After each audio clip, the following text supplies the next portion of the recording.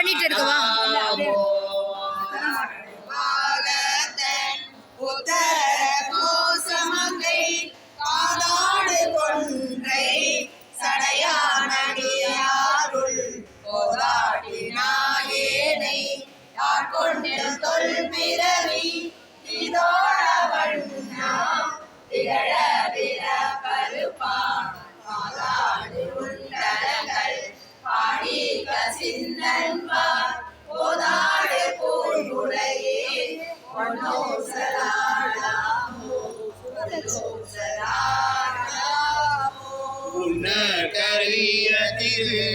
உத்தர கோசமங்கை